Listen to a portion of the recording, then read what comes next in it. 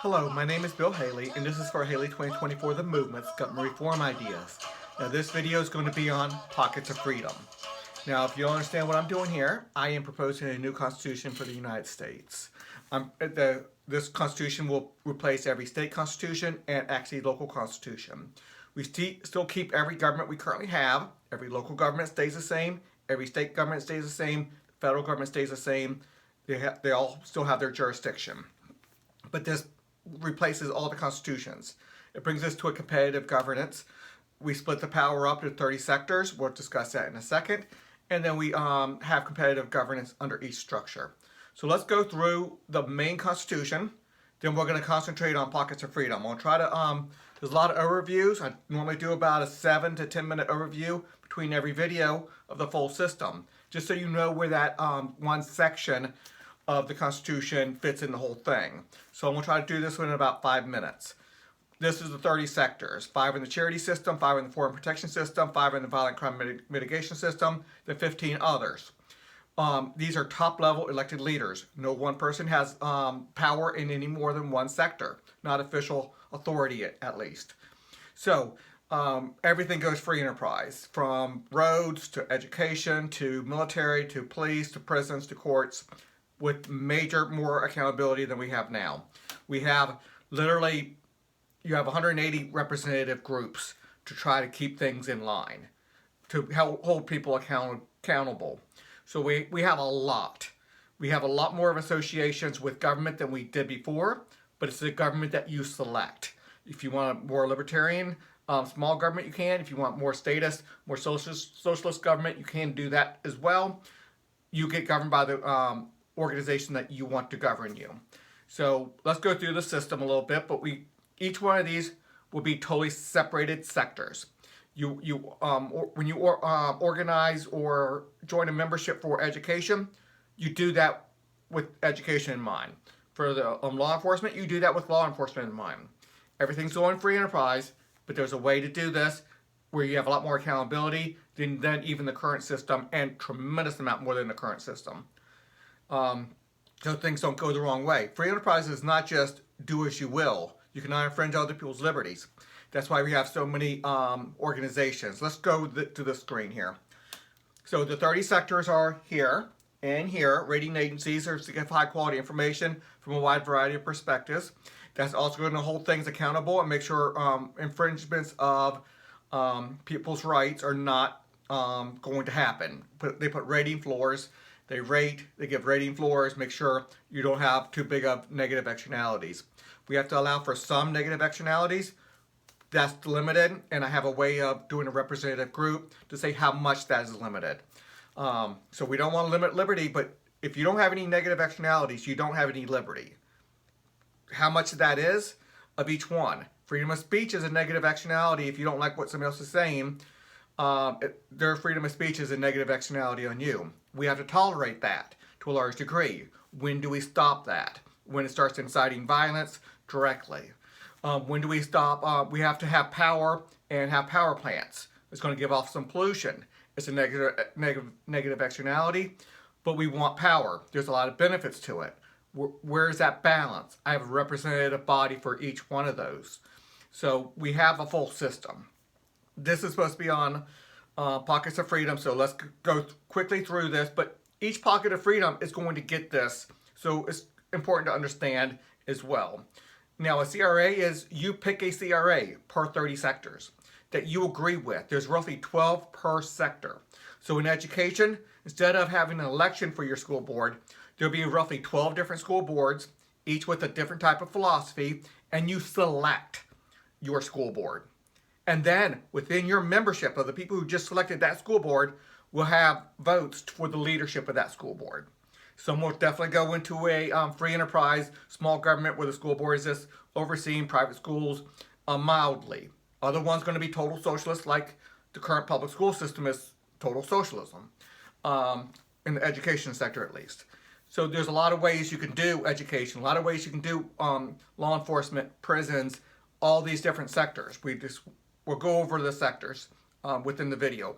But every CRA, competitive governance, is a full governmental system with the legislative, executive, judicial powers. The rating system has that too.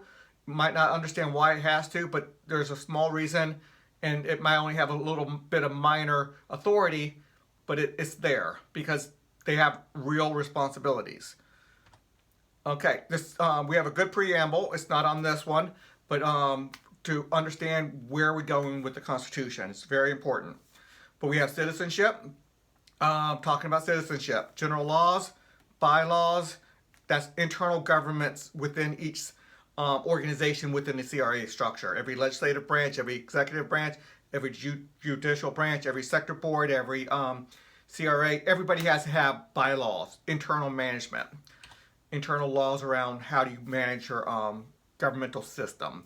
Because these are, well, the CRAs are semi-private, semi-government organizations. The government part needs good, strong bylaws. And even private ones need good, strong bylaws. Okay, federal, state, and local, how that works out. Every original authority tells you whether the original authority, the top level, is at the state level, federal level, or local level. Or at the CRA level, the sector board level, which is monopolized, or at the parent sector board, which is not too much. Supermajority, anything monopolized governance. Sector board or parent sector board has to have a 70% vote to get a to do anything. There's a few things that don't need a 70% vote. We have that's just creating the structure though, and a very few other things that if you don't get there, you create major negative externalities.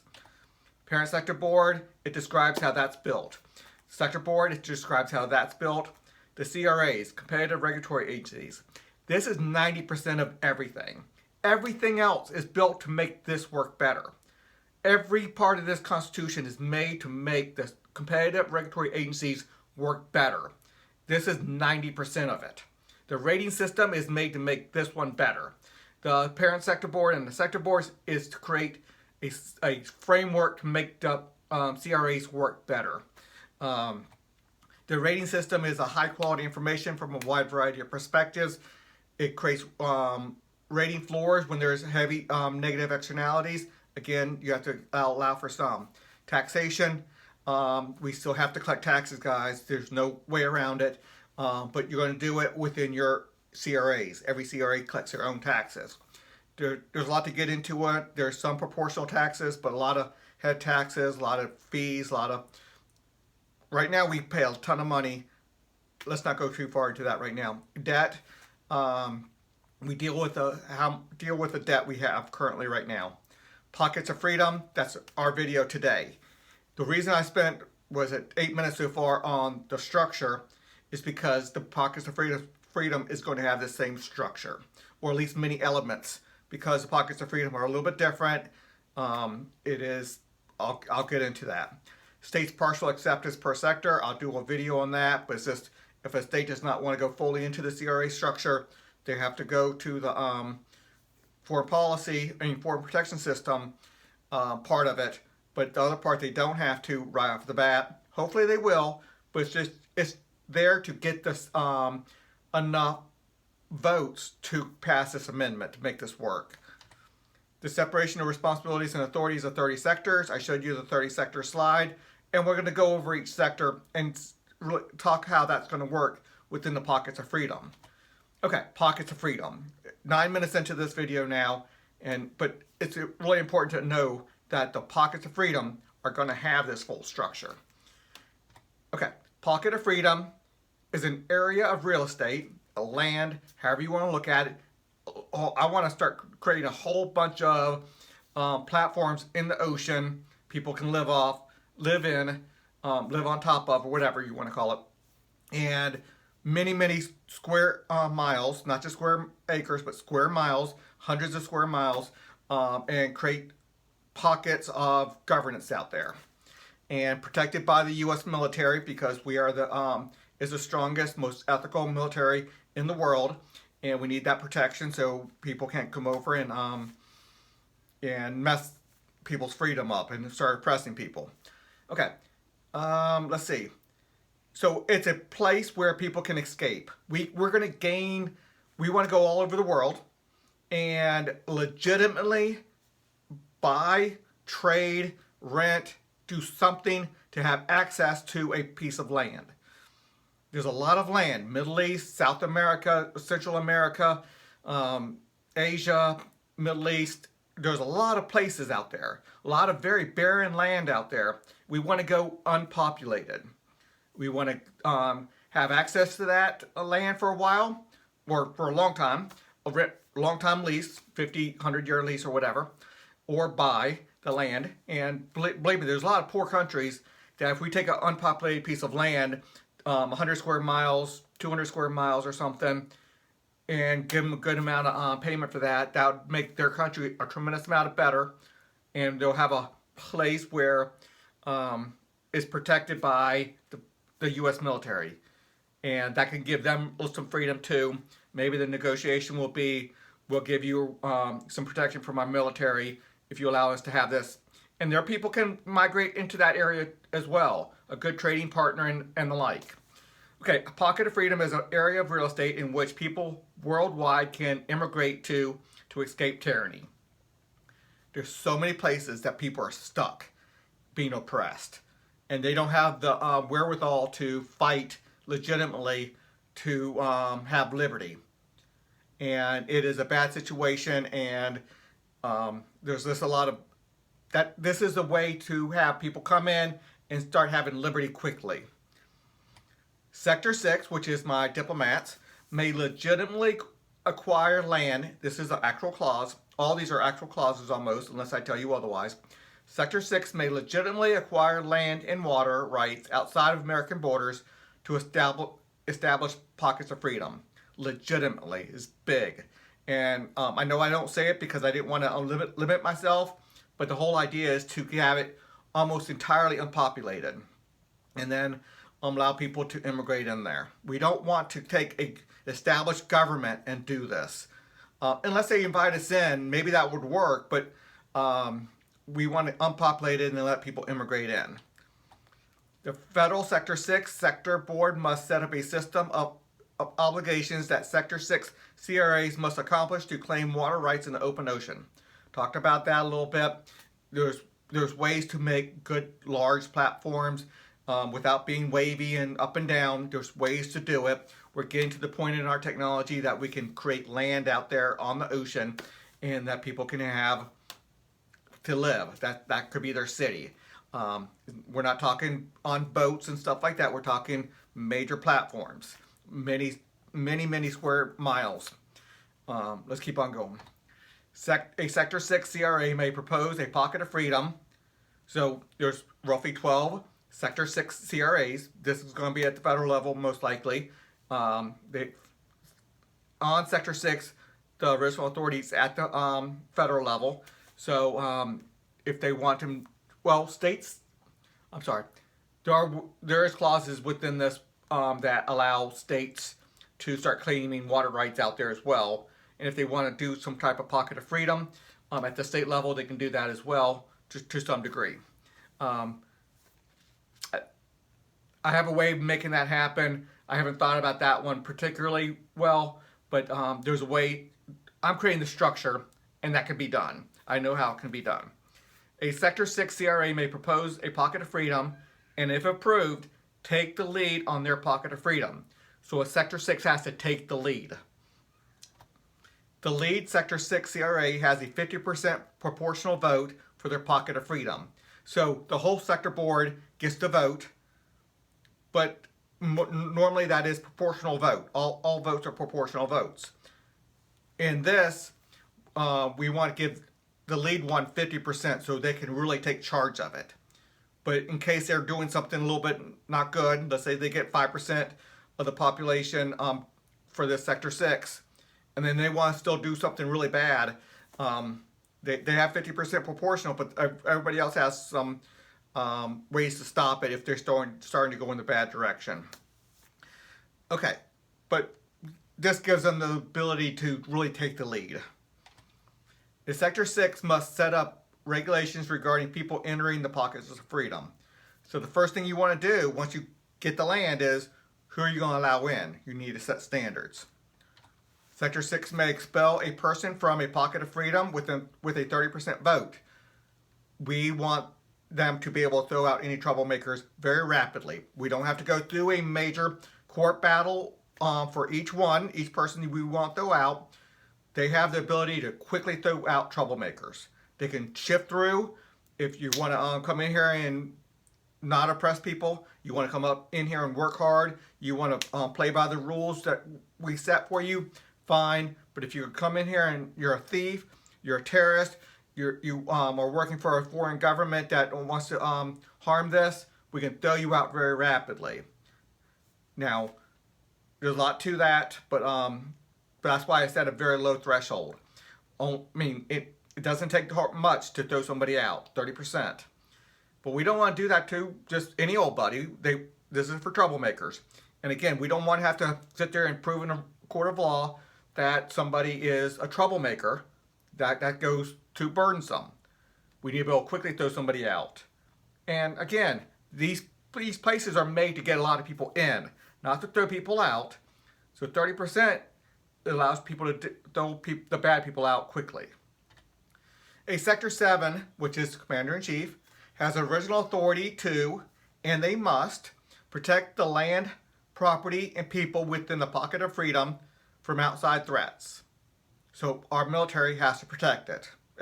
That's the rules. It's private sector military, commanded by the Commander-in-Chief sector, and they have the ability to use those military assets because the military corporation's product is providing military capabilities to America. Commanded by the Commander-in-Chief, authorized by the diplomat sector, their sector board. Okay, a little bit long phrase here, or clause here.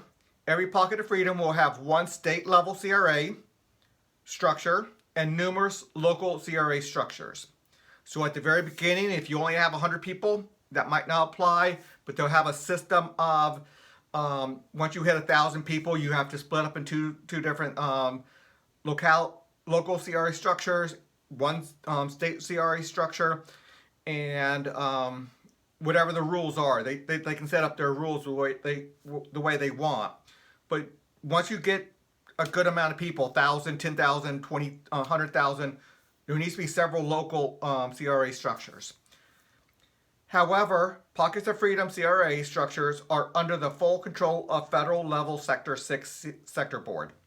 These people do not have full control, just like a United States city or United States state would have, because they're coming from oppressed countries, and we need to make sure that they are doing things right. It'd be a standard CRA rules for what they do in America. But these people who come from an oppressed country, so they don't know freedom, they don't know liberty yet. Sometimes they will vote people in to have oppression, to have bad policies. So the federal Sector 6 that's starting this, they get to have a little bit of override rules. It'd be best if they allow them to have as much liberty as possible within the boundaries of normalcy, of normal governments, of not being corrupt, not being oppressive, not being that. So they want to give them as much leeway as they can, but they have guardrails on it, is basically the best way for a Sector 6 to have override rules. But we don't want a CRA structure with a whole bunch of people who want just to oppress somebody to be able to oppress somebody. The CRA structure does not allow that very easily anyway, but because they're coming from a nation where people are oppressed on a normal basis, that sometimes they vote for that way, even against their own interests, because they don't realize they don't have the experience of living in liberty. So that's why I have that fail-safe. It's guardrails, and the full CRA structure, the sector board for the diplomats can kind of hold that in line too, if they're going out of line. Okay. The federal level Sector 6 sector board's full control indicates they can adjust rating floors, adjust tax and fee amounts, adjust charitable requirements, assign leadership personnel to Sector 13, which is the law enforcement authorization. That's one of the big oversight rules. That way, they're the head of the internal affairs type of guys. They make sure a prison guard's not prison guard or a judge or prosecutor's not being corrupt, and among other controls. So basically, it's guardrails, but they can also put personnel from America who are really good at making sure we don't have corruption in Indiana or California or whatever. Bring them over here and make sure the judges are doing right, the prosecutors are doing right, prisons are being run correctly, ethically, without violating civil liberties and the like. So that kind of things. We do not want to rely on people who are oppressed to come in and think they can do everything right within liberty. So we do have guardrails. We start slowly give them liberty. Okay, this is a structure again. I wanted you to show you this again. So they don't have control over the 5 federal level sector boards. That they don't have any vote for that. They're not American citizens. I think I'll get to that in a second. But they, for the 25 sectors, otherwise, they get to select their CRA and slowly build up their voting percentage. They're prorated every year, and let's go over that. A Pocket of Freedom, Sector 24, the identity sector. No, I'm sorry. Real estate, not real estate. Back up. Sales tax and income tax, so human resources. Collects 5% of the Pockets of Freedom's GDP to fund Federal Sector 9. So they're funding their our military because our military is protecting them. A Pocket of Freedom's GDP is part of the national GDP. So we that part of the clause is for other reasons about how I'm not going to get farther into that. It's down a rabbit hole, but when I describe how much needs to be done for the foreign protection system, I use GDP, so I had to put that part of the clause in. But 5% of the GDP of that Pocket of Freedom has to go towards paying for our military. Every non-American living in a Pocket of Freedom must sign a, so non-American, people coming in from non-American, Americans can go over there and start businesses and live and do different things as well. And they'll have full voting rights because they have lived with freedom and liberty, and they know how to vote for freedom and liberty. At least a lot better than people who come from oppressed nations. So every non-American living in a Pocket of Freedom must sign a CRA social contract, so the same one we sign, but that social contract is for their Pocket of Freedom only, thus becoming a CRA and RA member in every sector. Again, they're not going to have voting rights in the federal sectors. They still have to become members, but no voting rights there for right now. A Pocket of Freedom social contract does not convey American citizenship. Highly important. You cannot just come in here, sign a social contract, then have free travel rights to America, be able to live in Indiana, Alaska, wherever in America. That's not what it conveys. It conveys a citizenship for that Pocket of Freedom. And as long as you're not a troublemaker, you can be in that Pocket of Freedom, and that could be your forever home, the forever city. And eventually you might be able to, let's say you have a 10-year record of well behavior, you might be able to apply to be an American citizen. That's not going away. This is for the bulk of people who we can't allow everybody. We're 4% of the United States. United States is 4% of the world's population. We can't just let everybody come in, but if we give people in certain pockets the ability to have freedom and work and free enterprise, they can take care of themselves, create their own doctors. Yeah, we'll be sending some doctors over there, some judges and the like, but we'll quickly be teaching them how to be a prison guard, a judge, a prosecutor, doctors, all the professions. We'll have schools, it'll be there. Okay, non-American members of the Pockets of Freedom do not have voting rights in any federal level CRA. I mentioned that already. Non-American members of the Pockets of Freedom build proportional voting rights in Pockets of Freedom, state and local CRAs and RAs at a 5% per year rate.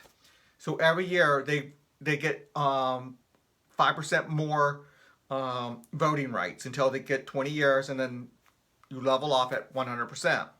So they don't get voting rights the very first day they get there. They don't get to be part of voting. They become a member.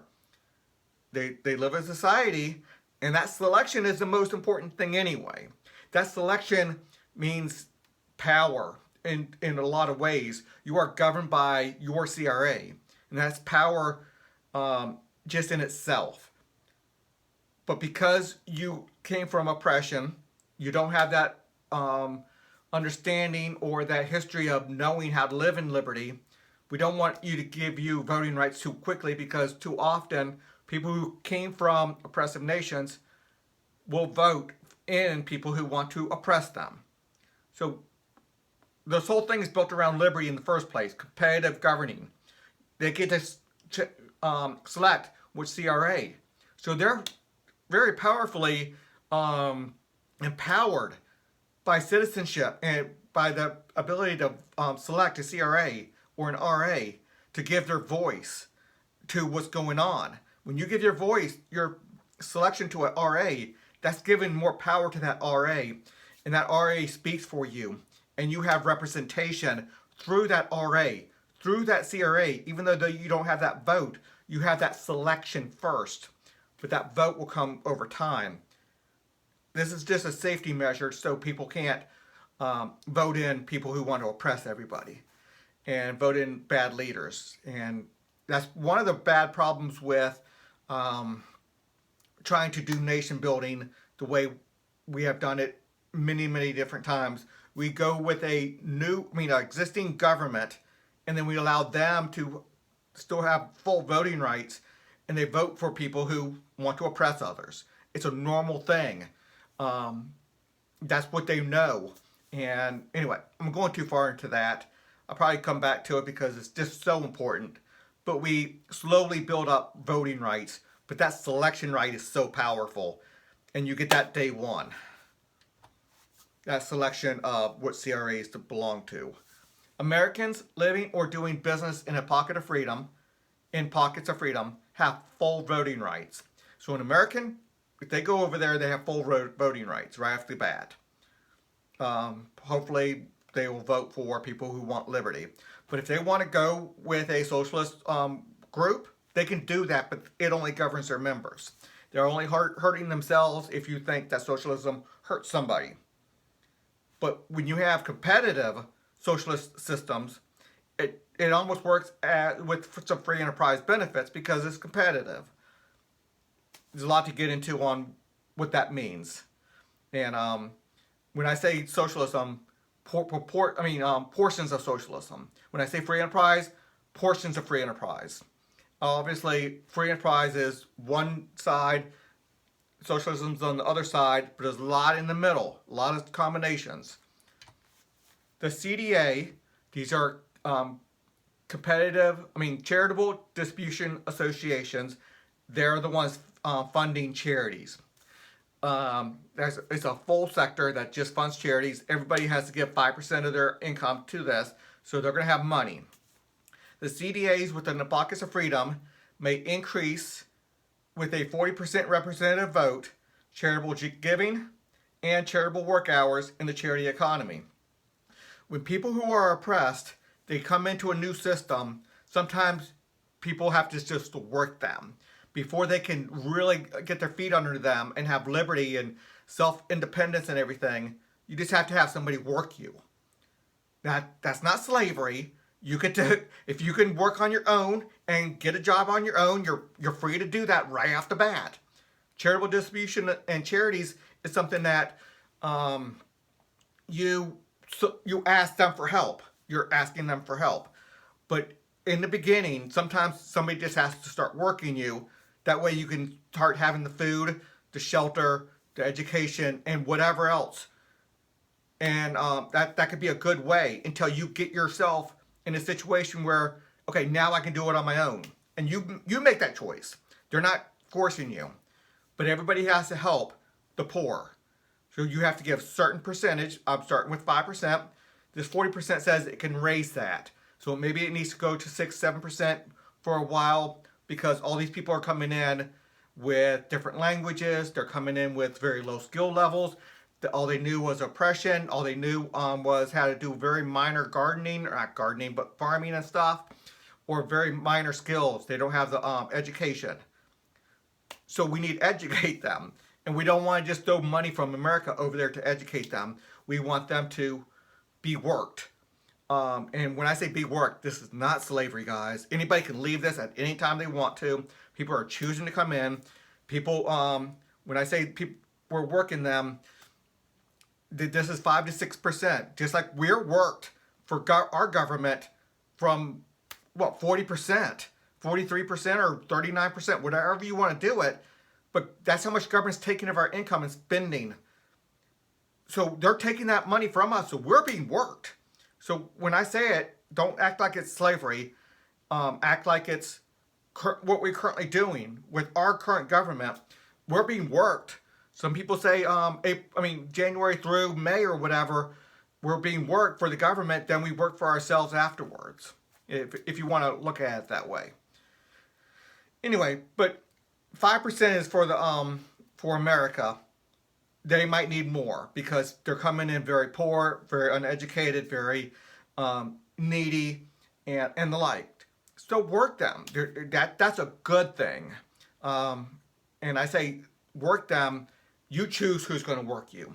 But if you're asking for help, hey, I'm hungry. I'm thirsty. I'm in need of shelter. I'm in need of some education. I'm in need of this. Okay, no problem. We'll give you that. You're coming for us for help, and we're going to require you to put a day in at the farm and put a day in at the nursing home, put a day in helping these people out. Hey, I need you to work with the police officers for this day. They need some extra manpower, and we're going to train you up and get and you're going to be part of society. That's what I'm talking about. And again, if you don't like it, you don't have to be in this. This is all voluntary. But compared to where they came from, that type of oppression of being in Cuba, being in some of these Middle East countries, being in some Central American countries, this is a lot better. And it's absolute liberty, to be honest with you. If you don't want to do a lot of that stuff, you don't have to go into the Pockets of Freedom, or you can go in there and live a minimal lifestyle. There's a lot you can do. Okay, a 40% vote of the Law Enforcement Sector Board requires additional work. Okay, 40% vote of the Law Enforcement Sector Board may require additional work hours and extra funding to provide adequate law enforcement in the Pockets of Freedom. We want law enforcement to be there. Part of living in an oppressed nation is not having enough law enforcement and good ethical law enforcement without corruption. So what we have in America, they might need a lot more percentage of somebody's income, real estate tax, whatever, or just flat out, you have to put in 5 hours a week to help out first responders, whether it's on the ambulance crew, whether it's EMT, whether it's a police officer, whatever. You have to help out in that manner as well. And 40% vote is all it takes to increase that. Just saying, hey, we're not up to where we need to be. We don't have enough money. Well, we don't have enough money means you just start working the people that you currently have to get you there. And it's to their societal benefit, to the benefit of the society they live in. So let's keep on going. Here are the 30 sectors. There's just 15 of them. The next slide we'll do another 15. And I just want to show you that when we go free market in all these different areas, all 100% government is done away with. 100% government welfare is done away with. We got 3 sectors in the charity sectors. They need family law, just like everybody needs family law. They're going to have to pay those fees for that, which means if they can't afford it, the charity economy works them. And working might be supplying in some way, shape, or form, some family law services. I know that sounds a little silly, but regardless, services surrounding that. There's a need for family law, so you pay the fees for it, and you can you can get the money from a lot of different sources. And if you don't have a job, and by the way, there's going to be a lot of money flowing in.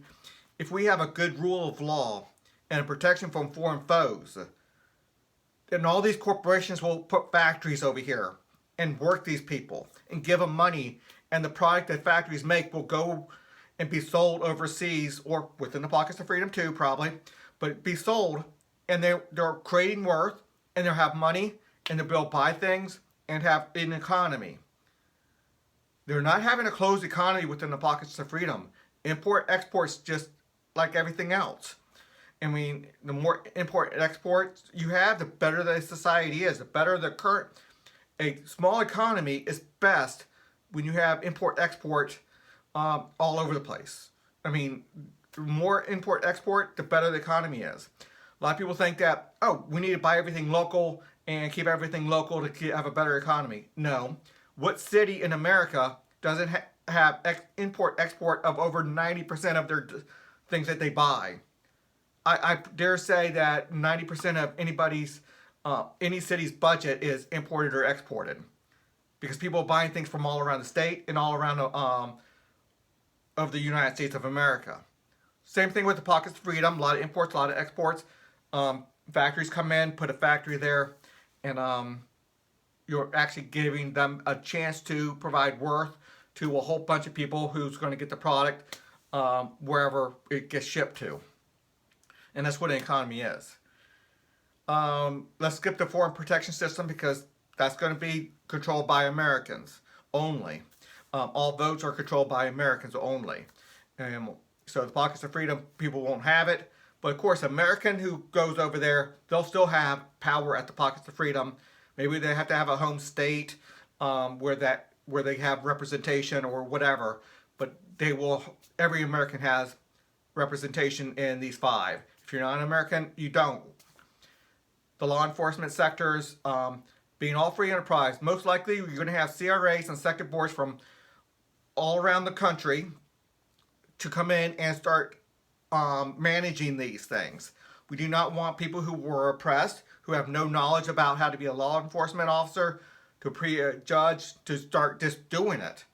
We're going to have people coming in and bring in their capital, bringing in their expertise, bringing in whatever, expertise on almost everything here. We're going to have outside groups, and we'll quickly teach the people coming in how to be of service and build them up, build their talents up, certifications up, to be a prison guard, to be a law enforcement officer, to be a judge, to be a healthcare provider, banking services, insurance, food, education. All these things need experts from around the country to come in and then quickly teach and get these people that are coming into the pockets of freedom from the oppressed nations to get these skills. Sometimes they'll come with a skill. They have skills already. Their country gave them some skills, but they're still oppressed, but they still got some education or some skills. So anyway, each sector, they'll be belonging to a healthcare sector, a banking sector, an insurance sector, a food sector, an education sector to get their education. And everyone will have agreements and membership dues and membership contracts. So a lot of contracts. The amount of times you are associated with our current government, you are currently associated with our current government in every one of these sectors. In some way, shape, or form, you might have been in the military. You might have been dealing with the police. You're definitely voting for the chief or the sheriff. You're definitely voting for the mayor who appoints the police chief, or however it works in your city. There's some type of vote that influences who's going to be the police chief. And everybody's influenced by the labor laws. Everybody's influenced and in connection with them on roads and dealing with land and water, real estate, who owns the deed of land here or there. We're connected to government everywhere. The same thing's going to happen here, but you get to pick how the governing agency that you want to be governed by. And in the pockets of freedom, they will too. Okay, here's the structure again. And let me see. Okay, here's the structure again. They're going to pick from here, one of the CRAs from each of the sectors, the one that they agree with the most, the one they think is doing the best job.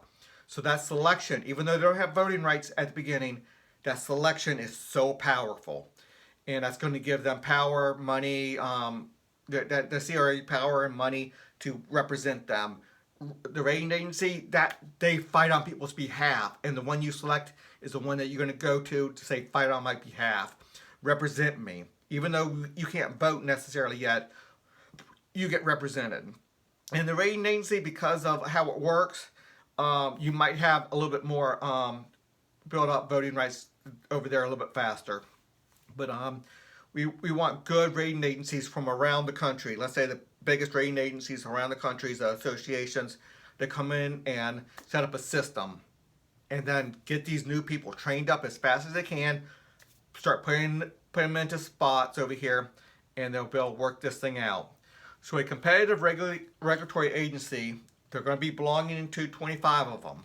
Not so much the federal ones. They'll belong to them, but no voting.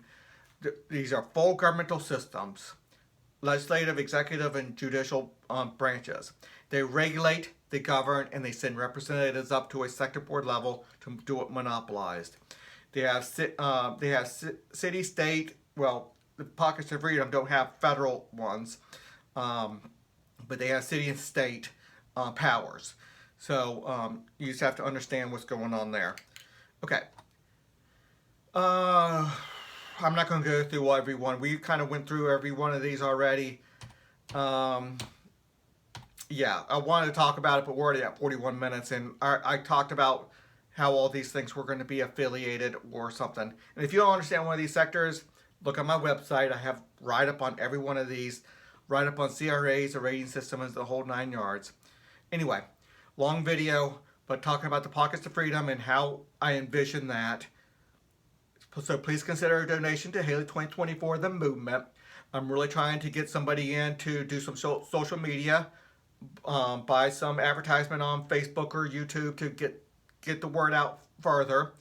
Hopefully, eventually, I want to stop my full-time job and do this full-time and really get the ideas out there because I think it's so important. Oh, and by the way, 2024. Haley's my last name. 2024 is, by the year 2024, I want to have significant progress in these ideas. Now, I started this in 2013. We'll see if I can reach that goal, but if I have to go farther, then I go farther. So until the next video.